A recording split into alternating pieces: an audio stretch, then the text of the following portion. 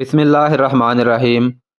خالد بن ولید کی غیر حاضری میں سالار عاصم بن عمرو کے بھائی کاکا بن عمرو مفتوحہ علاقوں میں مختلف شہروں میں مقیم دستوں کے سالار تھے۔ اس کا ہیڈ کوارٹر ہیرا میں تھا۔ اس کی ذمہ داری صرف ہیرا کے دفاع تک محدود نہیں تھی، عراق کے تمام تر مفتوحہ علاقے کا دفاع اس کی ذمہ داری میں تھا۔ اس نے اس علاقے میں بکھرے ہوئے تمام سالاروں کو ہدایات بھیج دی تھی۔ اس نے سب کو زور دے کر کہا تھا کہ دوماد الجندل سے خالد بن ولید رضی اللہ تعالیٰ عنہ اور اپنے لشکر کے انتظار میں نہ بیٹھے رہیں، اپنے اللہ پر بھروسہ رکھیں اور یہ سمجھ کر لڑنے کی تیاری کریں کہ ان کی مدد کو کوئی نہیں آئے گا۔ کاکا نے ایک کارروائی یہ کی کہ خالد بن ولید رضی اللہ تعالیٰ عنہ نے جو دستے دریائے فرات کے پار ہیمدان کیے تھے ان میں سے زیادہ تر نفری کو ہیرا میں بلا لیا تاکہ اس شہر کے دفاع کو مضبوط کیا جا سکے۔ کاکا کا اپنا جاسوسی نظام تھا۔ اس کے ذریعے کاکا کو اطلاع ملی کہ فارس کا لشکر کہاں کہاں جمع ہوگا۔ یہ دو جگہیں تھیں، ایک حسید اور دوسرا حنافس۔ یہ دونوں مقام انبار اور عین التمر کے درمیان تھے۔ کاکا نے اپنے ایک دستے کا حسید اور دوسرے کو حنافس اس ہدایت کے ساتھ بھیج دیا کہ فارس کی فوج وہاں آئے تو اس پر نظر رکھیں، اور فوج کسی طرف پیش قدمی کرے تو اس پر چھاپے ماریں اور اس پیش قدمی میں رکاوٹ ڈالتے رہیں اور شب ہون بھی ماریں۔ یہ دونوں دستے جب ان مقامات پر پہنچے تو دونوں جگہوں پر فارس کے ہراول دستے آئے ہوئے تھے۔ وہ جو خیمے گاڑ رہے تھے ان سے پتہ چلتا تھا کہ یہ خیمے کسی بہت بڑے لشکر کے لیے گاڑے جا رہے ہیں۔ مسلمان دستوں نے ان کے سامنے اسی انداز سے خیمے گاڑنے شروع کر دیے جیسے وہ بھی بہت بڑے لشکر کا ہراول ہوں۔ ادھر یہ تیاریاں ہو رہی تھیں، مجاہدین اسلام کو حس و حاشاک کی مانند اڑا لے جانے کے لیے بڑا ہی تند طوفان اٹھ کھڑا ہوا تھا۔ ادھر سالار زبرقان بن بدر کے روانہ کیے ہوئے دونوں قاصد دوماد الجندل خالد بن ولید رضی اللہ تعالیٰ عنہ کے پاس پہنچ گئے۔ انہوں نے 350 میل فاصلہ صرف 5 دنوں میں طے کیا تھا۔ خالد بن ولید رضی اللہ تعالیٰ عنہ جب دوماد الجندل گئے تھے تو انہوں نے 300 میل کا فاصلہ 10 دنوں میں طے کیا تھا۔ اب دو قاصدوں نے 350 میل سے زیادہ صحرائی اور دشوار مسافت 5 دنوں میں طے کی۔ بھوک اور پیاس سے ان کی زبانیں باہر نکلی ہوئی تھیں، ان کے چہروں پر باریک ریت کی تہ جم گئی تھی، ان کی زبانیں اکڑ گئی تھیں۔ انہوں نے پھر بھی بولنے کی کوشش کی۔ تم پر اللہ کی رحمت ہو، خالد بن ولید رضی اللہ تعالیٰ عنہ نے کہا۔ خشک جسموں سے تم کیسے بول سکو گے؟ انہیں کھلایا پھلایا گیا تو وہ کچھ بولنے کے قابل ہوئے۔ سالار اعلیٰ کو انبار کے سالار زبرقان بن بدر کا سلام پہنچے۔ ایک قاصد نے کہا، وعلیکم السلام۔ خالد بن ولید نے پوچھا، اور وہ پیغام کیا ہے جو لائے ہو؟ مدائن میں بہت بڑا لشکر تیار ہو رہا ہے، قاصد نے کہا، اور ایک لشکر عیسائیوں کا تیار ہو رہا ہے۔ وہ کہتے ہیں ابن ولید ان کے علاقوں سے چلا گیا ہے، اور وہ تھوڑے سے جو دستے چھوڑ گیا ہے انہیں ایک ہی حملے میں ختم کر کے اپنے علاقے واپس لے لیں گے۔ دونوں قاصدوں نے خالد بن ولید رضی اللہ تعالیٰ عنہ کو تمام تر تفصیل بتائی اور کہا کہ خالد بن ولید کے دوماد الجندل کے حالات اجازت نہ دیں تو نہ آئیں۔ دستے جو فارس کی شہنشاہی کے علاقے میں ہیں وہ اسی طرح لڑیں گے جس طرح خالد بن ولید رضی اللہ تعالیٰ عنہ کی قیادت میں لڑے تھے۔ خالد بن ولید رضی اللہ تعالیٰ عنہ دوماد الجندل پر مکمل قبضہ کر چکے تھے۔ انہوں نے وہاں کا انتظام ایک نائب سالار کے حوالے کیا اور فوری طور پر کوچ کا حکم دے دیا۔ خدا کی قسم، مورخوں کے مطابق خالد بن ولید نے ان الفاظ میں قسم کھائی، بنی تغلب پر اس طرح جھپٹوں گا کہ پھر کبھی وہ اسلام کے خلاف اٹھنے کے قابل نہیں رہیں گے۔ مورخوں نے لکھا ہے کہ خالد بن ولید نے مجاہدین سے کہا کہ اتنی تیز چلو کہ صحرا کی ہوائیں پیچھے رہ جائیں، پیادے گھوڑوں سے آگے نکل جائیں۔ یہ ایک امتحان ہے جو بڑا سخت ہے۔ یہ ایک دوڑ تھی آتش پرستوں اور حق پرستوں کی۔ آتش پرستوں کو اپنے ہی علاقے میں پہنچنا تھا اور یہ مسافت کچھ بھی نہیں تھی۔ حق پرست بڑی دور سے چلے تھے، ان کے سامنے سینکڑوں میلوں کی مسافت ہی نہیں تھی، بڑا ظالم صحرا تھا۔ میل ہا میل کی وسعت میں صحرائی ٹیلے تھے اور باقی سب ریت کا سمندر تھا۔ سب سے بڑا مسئلہ پانی کا اور اس سے بڑا مسئلہ رفتار کا تھا جو کم نہیں کی جا سکتی تھی۔ ناممکن کو ممکن کر دکھانا تھا۔ چاند اور ستاروں نے انہیں چلتے دیکھا، سورج نے انہیں چلتے دیکھا، صحرا کی آندھی بھی انہیں نہ روک سکی۔ آندھی، سورج، پیاس اور بھوک جسموں کو معذور کیا کرتی ہے۔ وہ جو تپتے صحراؤں میں پیاس سے مر جاتے ہیں وہ جسم ہوتے ہیں، اور وہ جو خالد بن ولید رضی اللہ تعالیٰ عنہ کی قیادت میں دوماد الجندل سے چلے تھے وہ اپنے جسموں سے دست بردار ہو گئے۔ ان کی قوت ارادی کا اور قوت ایمانی کا کرشمہ یہ تھا کہ انہوں نے جسمانی ضروریات سے نگاہیں پھیر لی اور روحانی قوتوں کو بیدار کر لیا تھا۔ ان کی زبان پر اللہ کا نام تھا دلوں میں ایمان اور یقین محکم تھا۔ اپنی ہی آواز ان پر وجد طاری کر رہی تھی۔ جنگی ترانے گانے والے لشکر کے وسط میں اونٹوں پر سوار تھے۔ ان کی آواز آگے بھی اور پیچھے بھی جاتی تھی۔ لشکر کے قدم دفوں اور تفیریوں کی تال پر اٹھتے تھے، اور یہ تال بڑی تیز تھی۔ کچھ فاصلہ طے کر کے ترانے اور دف خاموش ہو جاتے، اور تمام لشکر کلمہ طیبہ کا ورد بلند آواز میں شروع کر دیتا۔ ہزار حق پرستوں کی آواز ایک ہو جاتی، پھر یہ آواز ایک گونج بن جاتی، اور یوں لگتا جیسے صحرا اور صحرائی ٹیلوں پر وجد طاری ہو گیا ہو۔ اسلام کے شدائیوں کا لشکر اپنی ہی آواز سے مسحور ہوتا چلا جا رہا تھا۔ بہمن جازویہ نے اپنے تیار کیے ہوئے لشکر کو آخری بار دیکھا اور اسے دو حصوں میں تقسیم کر کے ایک حصے کو حسید کی طرف اور دوسرے کو حنافس کی طرف روانہ کر دیا۔ اب اس نے کمان نئے سالاروں کو دے دی تھی۔ حسید والے حصے کا سالار روزبہ تھا اور حنافس والے حصے کا زرمہر۔ ان کے لیے حکم تھا کہ اپنے اپنے مقام پر جا کر ہمدن ہو جائیں اور بنی تغلب اور دوسرے عیسائی قبیلوں کے لشکر کا انتظار کریں۔ کاکا کے جاسوس نے صحیح اطلاع دی تھی کہ مدائن کے لشکر حسید اور حنافس کو اجتماع گاہ بنائیں گے اور اگلی کارروائی یہیں سے کریں گے۔ عیسائیوں کا لشکر ابھی پوری طرح تیار نہیں ہوا تھا۔ مورخوں نے لکھا ہے کہ ایرانیوں کی طرح عیسائی بھی دو حصوں میں تیار ہو رہے تھے۔ ایک کا سردار حزیل بن عمران تھا اور دوسرے کا ربیہ بن بجیر۔ یہ لشکر حسید اور حنافس سے کچھ دور دو مقامات صنعاء اور زمیل پر جمع ہو رہے تھے۔ مدائن کے لشکر دو حصوں اور عیسائیوں کے دو حصوں کو یکجا ہونا تھا۔ یہ بہت بڑی جنگی طاقت تھی۔ مسلمانوں کی تعداد ہر جنگ میں دشمن کے مقابلے میں بہت تھوڑی رہی ہے، لیکن اب مسلمان آٹے میں نمک کے برابر لگتے تھے۔ اسلام کے فدائیوں کا سامنا اتنے بڑے لشکر سے کبھی نہیں ہوا تھا۔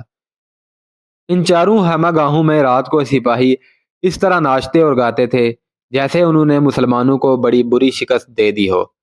انہیں اپنی فتح صاف نظر آ رہی تھی۔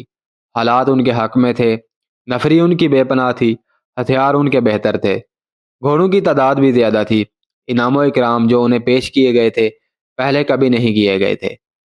مالک نعمت کے متعلق انہیں بتایا گیا تھا کہ سب ان کا ہوگا، ان سے کچھ نہیں لیا جائے گا۔ ان میں صرف ان پرانے سپاہیوں پر سنجیدگی سی چھائی ہوئی تھی جو مسلمانوں کے ہاتھ دیکھ چکے تھے۔ وہ جب کوئی سنجیدہ بات کرتے تھے تو نوجوان سپاہی ان کا مذاق اڑاتے تھے۔ ایسی ایک اور رات فارس کے لشکر نے گاتے بچاتے اور پیتے پلاتے گزار دی۔ صبح ابھی سورج نہیں نکلا تھا اور حسید کی خیمہ گاہ میں مدائن کے ایک لشکر کا ایک حصہ سویا ہوا تھا۔ انہیں جاگنے کی کوئی جلدی نہیں تھی۔ انہیں معلوم تھا کہ مسلمان قلعوں میں ہیں اور تعداد میں اتنے تھوڑے کہ وہ باہر آنے کی جرت نہیں کریں گے۔ انہوں نے دیکھا تھا کہ ان سے کچھ دور مسلمانوں نے آ کر جو ڈیرے ڈالے تھے وہ واپس چلے گئے تھے۔ مسلمان ایک شام پہلے وہاں سے آ گئے تھے۔ آتش پرستوں کی خیمہ گاہ کے سنتری جاگ رہے تھے، یا چند ایک وہ لوگ بیدار تھے جو گھوڑوں کے آگے چارہ ڈال رہے تھے۔ پہلے سنتریوں نے واویلا بپا کیا، پھر گھوڑوں کو چارہ وغیرہ ڈالنے والے چلانے لگے، ہوشیار، خبردار، مدینہ کی فوج آ گئی ہے۔ خیمہ گاہ میں ہڑبونگ مچ گئی۔ سپاہی ہتھیاروں کی طرف لپکے، سوار اپنے گھوڑوں کی طرف دوڑے، لیکن مسلمان صحرائی آندھی کی مانند آ رہے تھے۔ ان کی تعداد آتش پرستوں کے مقابلے میں بہت ہی تھوڑی تھی، لیکن یہ غیر متوقع تھا کہ وہ حملہ کریں گے۔ مسلمانوں کی تعداد صرف 5000 تھی۔ ان کا سالار کاکا بن عمرو تھا۔ گزشتہ شام خالد بن ولید رضی اللہ تعالیٰ عنہ اپنے لشکر سمیت پہنچ گئے تھے۔ انہوں نے آرام کرنے کے بجائے صورتحال معلوم کی۔ انہوں نے شام کو ان مختصر سے دستوں کو حسید اور حنافت سے واپس بلا لیا تھا۔ اس سے آتش پرستوں کے حوصلے اور بڑھ گئے تھے۔ وہ یہ سمجھے تھے کہ مسلمان ان کے اتنے بڑے لشکر سے مرعوب ہو کر بھاگ گئے ہیں۔ خالد بن ولید رضی اللہ تعالیٰ عنہ نے دوسرا اقدام یہ کیا کہ 5000 نفری ایک اور سالار ابو لیلہ کو دی اور اسے مدائن کے اس لشکر پر حملہ کرنے کو روانہ کیا جو حنافس کے مقام پر خیمہ زن تھا۔ تم پر اللہ کی رحمت ہو میرے دوستو، خالد بن ولید رضی اللہ تعالیٰ عنہ نے ان دونوں سالاروں سے کہا، تم دونوں صبح طلوع ہوتے ہی بیک وقت اپنے اپنے ہدف پر حملہ کرو گے۔ حنافس حسید کی نسبت دور ہے، ابو لیلہ تجھے تیز چلنا پڑے گا۔ کیا تم دونوں سمجھتے ہو کہ دونوں لشکروں پر ایک ہی وقت کیوں حملہ کرنا ہے؟ اس لیے کہ وہ ایک دوسرے کی مدد کو نہ جا سکیں۔ کاکا بن عمرو نے جواب دیا، ابن ولید تیری اس چال کو ہم ناکام نہیں ہونے دیں گے۔ فتح اور شکست اللہ کے اختیار میں ہے۔ خالد بن ولید رضی اللہ تعالیٰ عنہ نے کہا، تمہارے ساتھ صرف 5,000 سوار اور پیادے ہیں۔ میں دشمن کی تعداد کو دیکھتا ہوں تو کہتا ہوں کہ یہ لڑائی نہیں ہوگی، یہ چھاپا ہوگا۔ اتنے بڑے لشکر پر اتنے کم آدمیوں کا حملہ چھاپا ہی ہوتا ہے۔ وقت بہت کم ہے میرے رفیقو، جاؤ میں تمہیں اللہ کے سپرد کرتا ہوں۔ خالد بن ولید خود عین التمر میں اس خیال سے تیاری کی حالت میں رہے کہ عیسائی قبیلے جو صنعاء اور زمیل میں اکٹھے ہو رہے تھے وہ فارس کے لشکر کے ساتھ جا ملنے کو چلیں تو انہیں وہیں الجھا لیا جائے۔ یہ خالد بن ولید کی جنگی ذہانت کا کمال تھا کہ انہوں نے دشمن کی اس صورتحال سے فائدہ اٹھانے کی کوشش کی کہ اس کا لشکر ابھی 4 حصوں میں بٹا ہوا 4 مختلف مقامات پر تھا۔ ان 4 حصوں کو یکجا ہونا تھا۔ خالد بن ولید نے ایسی چال چلی کہ چاروں حصے الگ الگ رہیں اور ایک دوسرے کی مدد کو نہ پہنچ سکیں اور ہر ایک کو الگ الگ شکست دی جائے۔ یورپی مورخوں نے لکھا ہے کہ خالد بن ولید رضی اللہ تعالیٰ عنہ کا یہ حکم تھا دشمن کو تباہ کرو۔ ان مورخوں نے اس حکم کا مطلب یہ لیا کہ جنگی قیدی اکٹھے نہ کیے جائیں، دشمن کا صفایا کر دو۔ خالد بن ولید رضی اللہ تعالیٰ عنہ اتنے بڑے دشمن کی طاقت کو ختم کرنا چاہتے تھے، لیکن دیکھنا یہ تھا کہ خالد بن ولید اتنی تھوڑی اور تھکی ہوئی نفری سے اتنے طاقتور دشمن کو ختم کر سکتے تھے۔ سالار کاکا بن عمرو تو وقت پر اپنے ہدف پر پہنچ گئے۔ دشمن کے لیے ان کا حملہ غیر متوقع تھا۔ اسید کی ہمہ میں ہڑبونگ مچ گئی۔ مسلمان بند توڑ کر آنے والے سیلاب کی مانند آ رہے تھے۔ 5000 نفری کو سیلاب نہیں کہا جا سکتا تھا، لیکن ان 5000 کی تندی اور تیزی سیلاب سے کم نہ تھی۔ آتش پرستوں کا سالار روزبا اس صورتحال سے گھبرا گیا۔ اس نے ایک قاصد کو اپنے اس لشکر کے سالار زیر مہر کی طرف جو حنافس میں ہمزن تھا اس پیغام کے ساتھ دوڑا دیا کہ مسلمانوں نے اچانک حملہ کر دیا ہے اور صورتحال محدود ہے۔ قاصد بہت تیز وہاں پہنچا، فاصلہ زیادہ نہیں تھا۔ سالار زر مہر اپنے ساتھی روزبا کے اس پیغام پر ہنس پڑا۔ اس نے کہا کہ روزبا کا دماغ چل گیا ہے، مسلمانوں میں اتنی جرت کہاں کہ باہر آ کر حملہ کریں۔ قاصد نے اسے بتایا کہ وہ کیا دیکھ کر آیا ہے۔ زر مہر اپنے لشکر کو وہاں سے کہیں بھی نہیں لے جا سکتا تھا، کیونکہ اس کے سالار اعلیٰ بہمن جاذبیہ کا حکم تھا کہ کسی اور جگہ کچھ بھی ہوتا رہے، کوئی لشکر بغیر اجازت ادھر ادھر نہیں ہوگا۔ لیکن قاصد نے زر مہر کو پریشان کر دیا تھا۔ اس نے بہتر سمجھا کہ لشکر کو حنافظ رہنے دے اور خود حسید جا کر دیکھے کہ معاملہ کیا ہے۔ وہ جب حسید پہنچا تو اپنے ساتھی سالار روزبا کو مشکل میں پھنسا ہوا پایا۔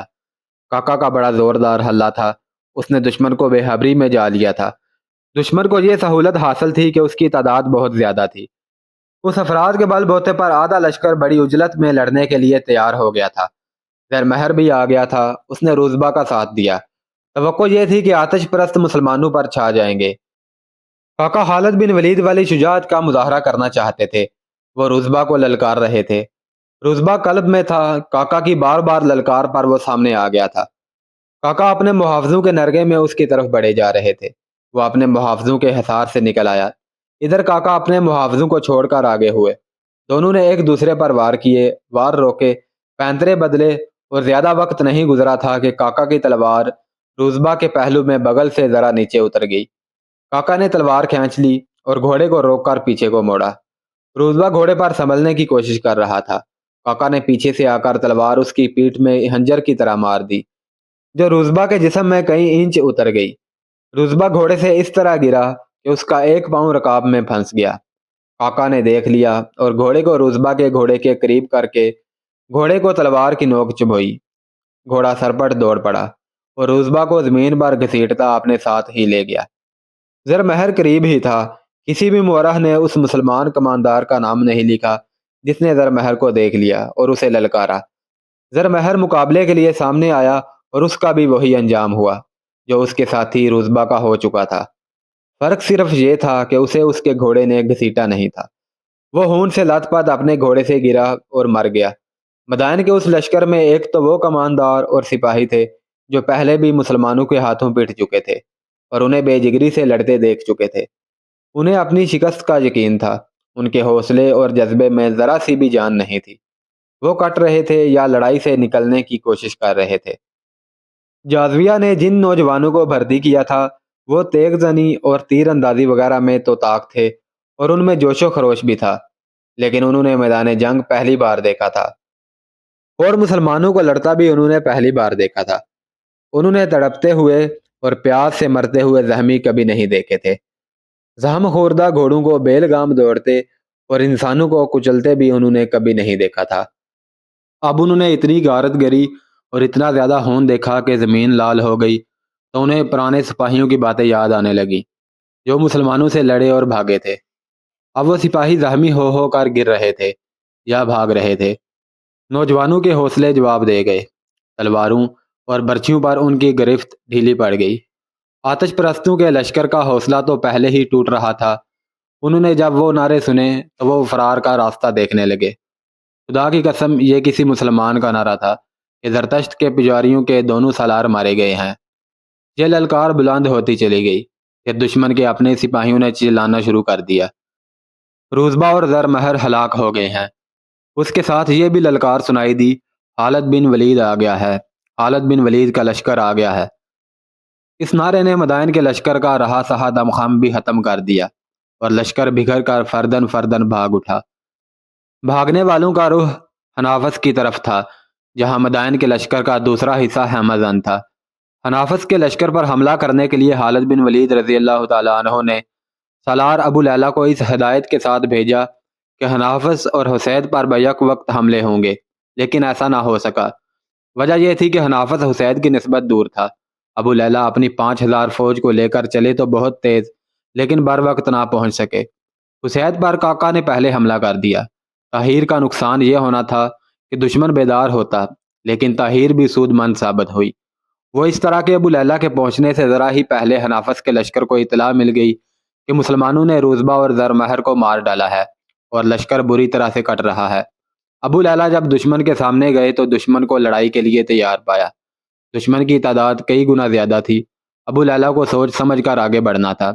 وہ ہلا نہیں بول سکتے تھے، انہیں چالوں کی جنگ لڑنی تھی۔ اس انتظار میں کہ دشمن حملے میں پہل کرے، حسید سے بھاگے ہوئے سپاہی حنافس کی خیمہ گاہ میں پہنچنے لگے۔ سب سے پہلے گھوڑ سوار آئے، ان میں بہت سے زخمی تھے۔ یہ ثابت کرنے کے لیے کہ وہ بلا وجہ نہیں بھاگے، انہوں نے مسلمانوں کے لشکر کی تعداد اور ان کے لڑنے کے قہر و غضب کو مبالغے سے بیان کیا اور ایسی دہشت پھیلائی کہ حنافس کے لشکر کا حوصلہ لڑے بغیر ہی ٹوٹ گیا۔ بگوڑوں نے یہ خبر بھی سنائی کہ خالد بن ولید اپنے لشکر کے ساتھ آ گیا ہے۔ حنافس والے لشکر کی کمان اب ایک اور آتش پرست سالار محبوزان کے پاس تھی۔ زیادہ مورخوں نے لکھا ہے کہ محبوزان اور دیگر تمام سالاروں کو یہ بتایا گیا تھا کہ مسلمان قلعوں میں بند ہیں اور ان کی نفری بہت تھوڑی ہے، اور یہ بھی کہ خالد بن ولید جا چکا ہے، لہذا قلعوں پر حملہ کر کے مسلمانوں کو ختم کر دینا ہے۔ اب صورتحال بالکل ہی بدل گئی تھی۔ مدائن کے سالار محبوزان نے روزبہ کے لشکر کی حالت سنی اور اپنے لشکر کی ذہنی حالت دیکھی اور یہ سنا کہ خالد بن ولید اپنے لشکر کو لے کر آ گئے ہیں، تو اس نے لڑائی کا ارادہ ترک کر دیا اور اپنے لشکر کو کوچ کا حکم دے دیا۔ ابو لیلہ نے بغیر لڑے ہی فتح حاصل کر لی۔ اس نے اپنے 1-2 آدمی محبوزان کے لشکر کے پیچھے بھیجے کہ وہ چھپتے چھپاتے جائیں اور دیکھیں کہ یہ لشکر کہاں جاتا ہے۔ خالد بن ولید رضی اللہ تعالیٰ عنہ عین التمر میں تھے۔ انہیں پہلی اطلاع یہ ملی کہ حسید کا لشکر بھاگ گیا ہے۔ بہت دیر بعد ابو لیلہ کا بھیجا ہوا قاصد خالد بن ولید رضی اللہ تعالیٰ عنہ کے پاس پہنچا اور یہ خبر پہنچائی کہ حنافس والا لشکر بغیر لڑے پسپا ہو گیا ہے اور مدی پہنچ کر عیسائیوں کے ساتھ جا ملا ہے۔ وہاں جو عیسائی عربوں کا لشکر جمع تھا، اس کی کمان حذیل بن عمران کے پاس تھی۔ اس طرح مدی میں دشمن کا بہت بڑا لشکر جمع ہو گیا۔ خالد بن ولید رضی اللہ تعالیٰ عنہ سوچ میں پڑ گئے۔ وہ آتش پرستوں کے مرکزی مقام مدائن پر حملہ کر سکتے تھے۔ مدائن فارس کی جنگی طاقت کا دل تھا۔ خالد بن ولید نے سوچا کہ وہ اس دل میں خنجر اتار سکتے ہیں یا نہیں۔ مشہور مورخ طبری لکھتا ہے کہ خالد بن ولید مدائن پر حملہ کرتے تو فتح کا امکان تھا، لیکن ان پر عقب سے یہ لشکر حملہ کر سکتا تھا جو مدی میں جمع ہو گیا تھا۔ خالد بن ولید نے اپنے سالاروں سے مشورہ کیا تو اس نتیجے پر پہنچے کہ پہلے مدی کی اجتماع گاہ کو ختم کیا جائے۔ یہ فیصلہ اور ارادہ کر لینا کہ اس لشکر کو ختم کیا جائے آسان تھا۔ عملاً اتنے بڑے لشکر کو اتنی تھوڑی نفری سے ختم کرنا کہاں تک ممکن تھا، یہ یقینی نہیں تھا، مگر خالد بن ولید اسے یقینی بنانے پر تلے ہوئے تھے۔ وہ ناممکن کو ممکن کر دکھانے والے جرنیل تھے۔ انہوں نے ایسی اسکیم بنائی جسے آج کے جنگی مبصر بے مثال کہتے ہیں۔ میرے رفیقو، خالد بن ولید نے اپنے سالاروں، نائب سالاروں اور کمانداروں کو بلا کر کہا، خدا کی قسم، تم نے جتنی کامیابیاں حاصل کی ہیں یہ انسانی سطح سے بالا تر تھیں۔ تم نے 5 گنا قوی دشمن کو، اس سے بھی زیادہ نفری کو جس طرح کاٹا اور بھگایا ہے، یہ تمہاری مافوق الفطرت طاقت تھی۔ یہ ایمان کی قوت ہے، تمہیں اس کا اجر خدا دے گا۔ اب میں تمہیں ایک بڑے ہی کٹھن امتحان میں ڈال رہا ہوں۔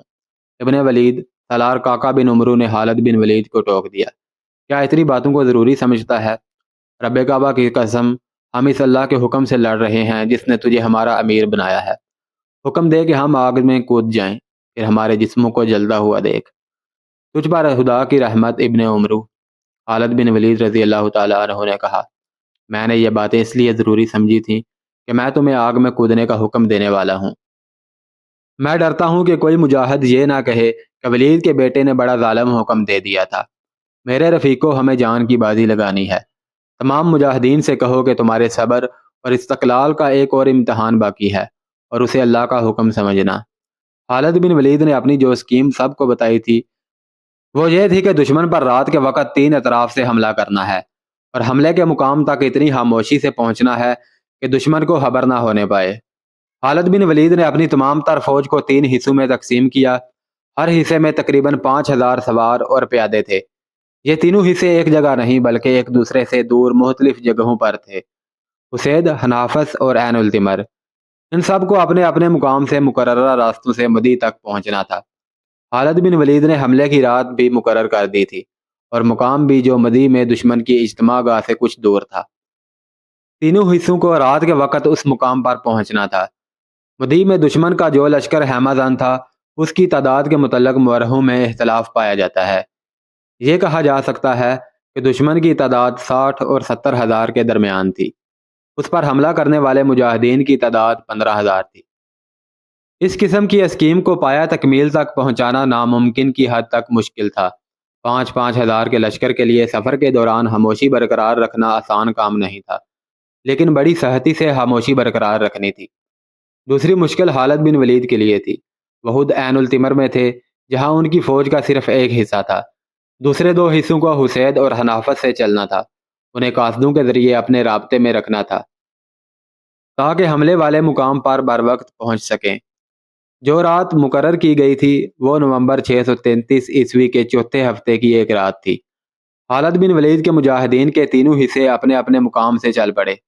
گھوڑوں کے منہ باندھ دیے گئے تھے۔ تینوں حصوں نے یہ انتظام کیا تھا کہ چند ایک آدمی لشکر کے آگے اور دائیں بائیں جا رہے تھے۔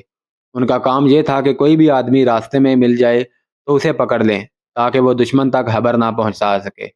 دشمن کے بیدار ہو جانے کی صورت میں مجاہدین کی کامیابی محدود ہو جاتی، اور دشمن گھات بھی لگا سکتا تھا۔ رات کے چلے ہوئے اسی رات نہیں پہنچ سکتے تھے۔ دن کو لشکر کو چھپا کر رکھا گیا۔ دیکھ بھال والے آدمی دور دور پھیلے رہے۔ خالد بن ولید نے اپنے جاسوس دشمن کی اجتماع گاہ مدی تک بھیج رکھے تھے۔ وہ دشمن کے متعلق اطلاعات دے رہے تھے۔ ان کی آخری اطلاع یہ تھی کہ دشمن نے ابھی تک کوئی ایسی حرکت نہیں کی جس سے پتہ چلے کہ وہ کس طرف حملہ کے لیے کوچ کرنے والا ہے۔ مورخ لکھتے ہیں کہ دشمن کے سالار اپنے سالار اعلیٰ بہمن جاذبیہ کے اگلے حکم کا انتظار کر رہے تھے۔ خالد بن ولید کے آ جانے سے ان کے لیے صورتحال بدل گئی تھی۔ اس کے مطابق انہوں نے اپنی ساری اسکیم بدلنی تھی۔ اس رات بھی مدی کی خیمہ گاہ میں دشمن کا لشکر گہری نیند سو رہا تھا۔ اس رات خالد بن ولید کی فوج کے تینوں حصے بحیر و حوبی اسکیم کے عین مطابق مدی کے قریب مکمل خاموشی سے پہنچ گئے تھے۔ بعض مورخوں نے اسے محض ایک معجزہ کہا ہے، اور کچھ اسے خالد بن ولید رضی اللہ تعالیٰ عنہ کی دی ہوئی ٹریننگ اور ان کے پیدا کیے ہوئے ڈسپلن کا کرشمہ کہتے ہیں۔ آدھی رات سے ذرا بعد دشمن پر قہر ٹوٹ پڑا۔ لشکر سویا ہوا تھا۔ مجاہدین نے جگہ جگہ آگ لگا دی، جس کی روشنی میں اپنے پرائے کی پہچان آسان ہو گئی تھی۔ مدائن کے اور عیسائی قبیلوں کے اس لشکر کو سنبھلنے اور تیار ہونے کی مہلت ہی نہ ملی۔ مسلمان نعرے لگا رہے تھے۔ زخمیوں کی چیخو پکار اس دہشت میں اضافہ کر رہی تھی جو دشمن کے لشکر پر طاری ہو گئی تھی۔ مدینہ کے مجاہدوں، خالد بن ولید کے حکم سے یہ للکار بڑی بلند تھی، کسی کو زندہ نہ رہنے دو، دشمن کا صفایا کر دو۔ دشمن کے گھوڑے جہاں بندھے تھے وہیں بندھے رہے، ان کے سوار ان تک پہنچنے سے پہلے ہی کٹ رہے تھے۔ مسلمانوں نے رات کے اندھیرے سے فائدہ اٹھایا تھا، اسی اندھیرے سے دشمن نے بھی فائدہ اٹھایا۔ کئی آتش پرست اور عیسائی زندہ نکل گئے۔ ان کی اجتماع گاہ 1.5-2 میل کے رقبے پر پھیلی ہوئی تھی۔ حملہ 3 طرف سے کیا گیا تھا۔ صبح کا اجالا صاف ہوا تو دشمن کی اتنی وسیع و عریض خیمہ گاہ میں کوئی بھی لشکری زندہ نہیں تھا۔ زندہ وہی رہے تھے جو مسلمانوں کے اس پھندے سے نکل گئے تھے۔ منظر بڑا ہی ہیبت ناک تھا۔ जिधर नजर जाती थी सिवाय लाशों के कुछ नजर न आता था। लाशों के ऊपर लाशें पड़ी थीं, जख्मी तड़प तड़प कर बेहोश हो रहे थे। फिजा खून और मौत की बू से बोझल थी। सालारों के हैमे देखे गए, उनमें सामान वगैरह पड़ा था। शराब की सुराहियां रखी थी। हर चीज़ ऐसे पड़ी थी जैसे उन शाहाना हैमों के मकीन अभी अभी निकल के गए हैं और अभी वापस आ जाएंगे। कोई सालार नजर ना आया, वो जिंदा निकल गए थे। सालार महबूजान भी निकल गया था और ईसाइयों का सरदार और सालार फजैल बिन इमरान भी जिंदा निकल गया था। जासूसों की इतलात के मुताबिक आतिश परस्तों और ईसाइयों के सरदार जुमैल चले गए थे, जहाँ ईसाई कबाइल का दूसरा हिस्सा हैमदन था। वो हिस्सा मुसलमानों पर हमला करने की अभी तैयारी ही कर रहा था। वह जिस लश्कर का हिस्सा था उसके 3 हिस्से तबाह हो चुके थे। जुमैल वाले उस लश्कर का सरदार रबिया बिन बजैर था। माले गनीमत में मुसलमानों को जो सबसे ज़्यादा कीमती और कारआमद चीज़ मिली वो हज़ारों घोड़े थे जो उन्हें जीनों समेत मिल गए थे। उससे आगे सना और जुमैल 2 मकामात थे जहाँ बनी तगलब, निमर और अयाद के ईसाई मुसलमानों के खिलाफ हमदन थे। वो भी मुसलमानों को हमेशा के लिए ख़त्म करने के इरादे से घरों से निकले थे। ईसाइयों के सरदार उका बिन उबी अक्का का बेटा बलाल बिन उका भी कहीं आगे था। वो अपने बाप के कत्ल का इंतकाम लेने के लिए ईसाई लश्कर के साथ आया था। खुदा की कसम, खालिद बिन वलीद ने मदी की मौजज़ा नुमा फतह के बाद अपने सालारों से कहा, मैं दोमतुल जंदल से कसम खाकर चला था कि बनी तगलुब पर इस तरह झपटूंगा कि फिर वो कभी इस्लाम के खिलाफ उठने के काबिल नहीं रहेंगे। बनी तगलब अभी आगे हैं, उन पर झपटने की तैयारी करो। मदी की बस्ती पर भी मुसलमानों ने छापा मारा था। ये ईसाइयों की बस्ती थी। वहाँ 2 ऐसे आदमियों को मुसलमानों ने कत्ल कर दिया जो मुसलमान थे। उन्होंने किसी वक्त मदीना में आकर इस्लाम कबूल किया और वापस अपनी बस्ती में चले गए थे। उन्हें मुजाहिदीन ने अनजाने में ईसाई समझकर मार डाला। खालिद बिन वलीद रज़ियल्लाहु ताला अन्हु ने इतनी बड़ी फतह की खबर खलीफतुल मुस्लिमीन हज़रत अबू बकर सिद्दीक़ रज़ियल्लाहु ताला अन्हु को मदीना भेजी और पैगाम में ये इतला भी दी कि मुजाहिदीन के हाथों ईसाइयों की एक बस्ती में 2 मुसलमान भी गलती से मारे गए हैं। खलीफतुल मुस्लिमीन ने फतह की खबर के साथ उन 2 मुसलमानों के कत्ल की खबर भी सबको सुना दी।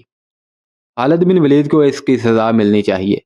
हज़रत उमर रज़ियल्लाहु ताला अन्हु ने कहा, मुसलमान का खून माफ़ नहीं किया जा सकता। जो लोग कुफार के साथ रहते हैं वो इस सूरत हाल में जो वहाँ पैदा हो गई थी मारे जा सकते हैं। खलीफतुल मुस्लिमीन ने कहा, इस कत्ल का जिम्मेदार खालिद है। हज़रत उमर ने इसरार किया, उसे सज़ा मिलनी चाहिए। खिलाफत मदीना की तरफ से दोनों मकतूलीन के पसमानदगान को खून बहा अदा किया जाएगा। अबू बकर सिद्दीक ने फैसला सुनाया और यह खून बहा उसी कासद के साथ भेज दिया जाए जो फतह की खबर लाया है। हज़रत उमर ने फिर सज़ा की बात की। उमर खलीफतुल मुस्लिमीन ने गरज कर कहा, खालिद वापस नहीं आएगा। मैं उस शमशीर को न्याम में नहीं डाल सकता जिसे अल्लाह ने कुफार के खिलाफ बेनियाम किया है। बहवाला तिबरी इब्न हिशाम अबू सईद हुसैन हैकल। मदी के मैदान जंग में हड्डियां और खोपड़ियां रह गई थी जो दूर दूर तक बिखरी हुई थी। गिद्ध, गीदड़, भेड़िए, सहराई लोमड़ियां, गरगट, सांप और हशरातुल अर्ज उन हड्डियों से गोश्त खा गए थे। ये आतिश परस्तों की उस जंगी कुव्वत की हड्डियां थीं जिसने अरब, इराक और शाम पर दहशत तारी कर रखी थी। उनमें उन ईसाइयों की हड्डियां भी शामिल थीं जो फारस की जंगी कुव्वत में इजाफा करने आए थे। ये ईसाई अपने सरदारों के खून का बदला लेने आए थे। उसे उन्होंने मजहबी जंग भी समझा था। वो इस्लाम के रास्ते में हायल होने आए थे। उन हड्डियों में उन हाथों की हड्डियां भी थी जिन्होंने हक परस्तों को काटने के लिए नियामों से तलवारें निकाली थीं।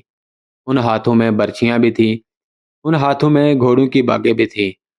वो उस हुश फहमी में मुबतला होकर आए थे कि अर्ज़ो समा की ताकत उन्हीं के हाथों में है और वो समझते थे कि जब वो घोड़ों पर सवार होते हैं तो उनके नीचे ज़मीन कांपती है।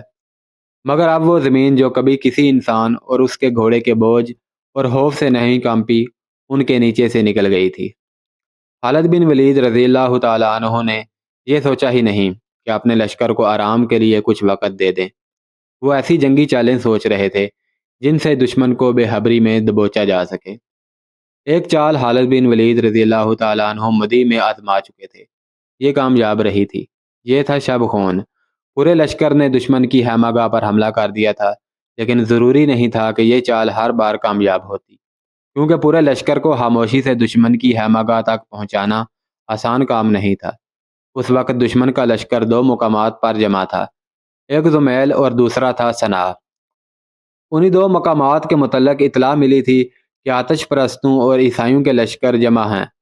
اب حسین کا بھاگا ہوا لشکر بھی وہیں جا پہنچا تھا، اور مدی سے دشمن کی جو نفری بچ نکلی تھی وہ بھی انہی دو مقامات پر چلی گئی تھی۔ اس شکست خوردہ نفری نے صنعا اور زمیل میں جا کر دہشت پھیلا دی۔ وہاں سردار اور سالار بھی تھے، انہیں بہت مشکل پیش آئی۔ جذبے کے لحاظ سے لشکر لڑنے کے قابل نہیں تھا، جسمانی لحاظ سے لشکر تازہ دم تھا۔ صنعا میں ان کی عورتیں بھی تھیں اور بچے بھی تھے۔ عورتوں نے مردوں کو بزدلی اور بے غیرتی کے طعنے دیے اور انہیں لڑنے کے لیے تیار کیا۔ ان دو مقامات پر جنگ کی تیاریوں کا منظر جنگ جیسا ہی تھا۔ سوار اور پیادے تیغ زنی کی مشق صبح سے شام تک کرنے لگے۔ سوار دستوں کو حملہ کرنے اور حملہ روکنے کی مشقیں کرائی جانے لگی۔ اس وقت تک کسریٰ کے سالار اور ان کے اتحادی عیسائیوں کے سردار خالد بن ولید رضی اللہ تعالیٰ عنہ کی جنگی چالیں سمجھ چکے تھے، لیکن چالیں سمجھنے سے کیا ہوتا ہے؟ عیسائیوں کے ایک قبیلہ کا سردار ربیہ بن بجیر کہہ رہا تھا، دل کو ذرا مضبوط رکھیں تو ان تھوڑے سے مسلمانوں کو کچلنا کوئی مشکل نہیں۔ اس کے پاس عیسائیوں کے بڑے سردار عقا بن ابی عقا کا بیٹا بلال بن عقا بیٹھا ہوا تھا۔ عقا بن ابی عقا سرداروں میں سرکردہ سردار تھا۔ اس نے للکار کر کہا تھا کہ وہ خالد بن ولید کا سر کاٹ کر لائے گا، مگر عین التمر کے مارکے میں وہ پکڑا گیا۔ اس سے پہلے خالد بن ولید نے قسم کھائی تھی کہ وہ عقا کو زندہ پکڑیں گے۔ خالد بن ولید رضی اللہ تعالیٰ عنہ کی قسم پوری ہو گئی۔ انہوں نے عقا کا سر اپنی تلوار سے کاٹا تھا۔ بلال عقا کا جوان بیٹا تھا جو اپنے باپ کے خون کا بدلہ لینے آیا تھا۔ ابن بجیر اس نے اپنے سردار ربیہ کی بات سن کر کہا، میں اپنے باپ کے سر کے بدلے خالد بن ولید کا سر لینے آیا ہوں۔ ایک نہیں، ہم پر ہزاروں سروں کا قرض چڑھ گیا ہے، ربیہ بن بجیر نے کہا۔ وہ کچھ دیر باتیں کرتے رہے، پھر بلال بن عقا چلا گیا۔ رات کا وقت تھا، رات سرد اور تاریک تھی، مہینہ نومبر کا تھا اور اسی شام رمضان کا چاند نظر آیا تھا۔ بلال باہر جا کر رک گیا، وہ اپنے لشکر کے خیموں سے کچھ دور تھا۔ اسے ایک طرف سے اپنی طرف کوئی آتا نظر آیا۔ نیا چاند کبھی کا ڈوب چکا تھا۔ تاریک رات میں چلتے پھرتے انسان متحرک سائے لگتے تھے۔ سایہ جو بلال کی طرف آ رہا تھا قریب آیا تو بلال نے دیکھا کہ وہ کوئی آدمی نہیں، عورت ہے۔ ابن عقا عورت نے کہا، میں صابحہ ہوں، صابحہ بنت ربیہ بن بجیر، ذرا رک سکتے ہو میری خاطر؟ او، ربیہ بن بجیر کی بیٹی؟ بلال بن عقا نے مسرور سے لہجے میں کہا، کیا میں ابھی ابھی تیرے گھر سے اٹھ کر نہیں آیا؟ لیکن جو بات کہنی تھی وہ میں باپ کے سامنے نہیں کہہ سکتی تھی۔ کیا تو نے مجھے اپنے قابل سمجھا ہے؟ بلال نے کہا، بات جو تو کہنا چاہتی ہے وہ پہلے ہی میرے دل میں ہے۔ غلط نہ سمجھے ابن عقا، صابحہ نے کہا، پہلے میری بات سن لے، مجھے بتا کہ مجھ سے زیادہ خوبصورت لڑکی تم نے کبھی دیکھی ہے؟ نہیں بنت ربیہ، کبھی مدائن گیا ہے تو؟ صابحہ نے کہا، گیا ہوں، سنا ہے فارس کی لڑکیاں بہت خوبصورت ہوتی ہیں۔ صابحہ نے کہا، کیا وہ مجھ سے زیادہ خوبصورت ہیں؟ کیا یہ اچھا نہیں ہوگا کہ تو وہ بات کہہ دے جو تیرے دل میں ہے؟ بلال نے پوچھا اور کہا، میں نے تجھ سے زیادہ کسی لڑکیوں کا کبھی حسین نہیں سمجھا۔